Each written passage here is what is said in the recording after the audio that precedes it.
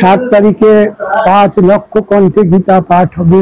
ভক্তবৃন্দ, জনতা জনার্দন, সাধু সন্ত সবাইকে আহ্বান করা হচ্ছে এই সুন্দর গীতা যজ্ঞে আপনারা উপস্থিত হবেন।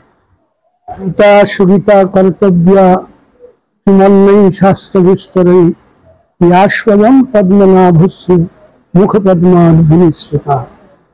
ভগবান শ্রীকৃষ্ণের মুখনিঃসৃত বাণী শ্রীমদ্ ভগবদ্ গীতা, যেটি মহাভারতের বিশ্ব পর্বের 25 থেকে 42 অধ্যায় অব্দি যে 18টি অধ্যায় গীতা বলা হয়েছে, সেখানে 18টি অধ্যায়ে সব মিলিয়ে 700টি শ্লোক আছে। সেই 700টি শ্লোক সমন্বিত এই গীতা ভগবানের মুখনিঃসৃত বাণী। এই শ্রীমদ্ ভগবদ্ গীতা যদি কেউ পাঠ করেন এবং কেউ যদি শোনেন এবং জীবনে তা যদি প্রয়োগে আনেন, তাহলে অন্যান্য সমস্ত শাস্ত্র সেখানে সমাহিত হয়ে যায়।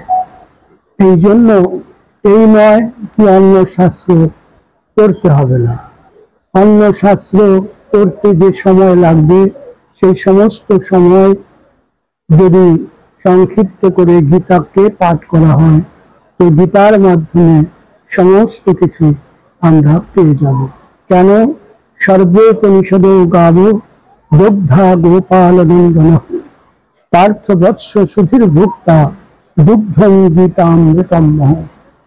এই যে ভগবানের মুখনিঃসৃত অমৃত পানি, এই অমৃত বাণী কি বলছে? যত উপনিষদ আছে, বেদ বেদান্ত উপনিষদের কথা আমরা শুনি, সমস্ত উপনিষদের সার সর্বোপনিষদ গাবহ, সেই যে সার গোমাতা রূপে বিরাজ করছেন ভগবান কৃষ্ণ, সেই দুধ দহন করছে।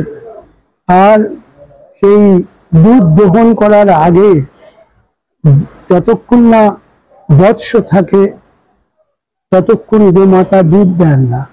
এই জন্য পার্থ বৎস, পার্থ ভগবান শ্রীকৃষ্ণের সখা অর্জুনকে বলছেন, হে পার্থ, তুমি বৎস হয়ে এই দুগ্ধে যখন তুমি মুখ দেবে, আমি দুইয়ে দেব সেই অমৃত রস। অর্জুনের মতন সহজ সরল সমস্ত ভক্তের এই অমৃত মানুষকে তৃপ্ত করবে, জীবনী শক্তি দান করবে এবং মানসিক, শারীরিক, সামাজিক, ব্যবহারিক সার্বিক উন্নতিতে গীতা সহায়িকা হবে। গীতা পুরুষোত্তম ভগবান কি জয়।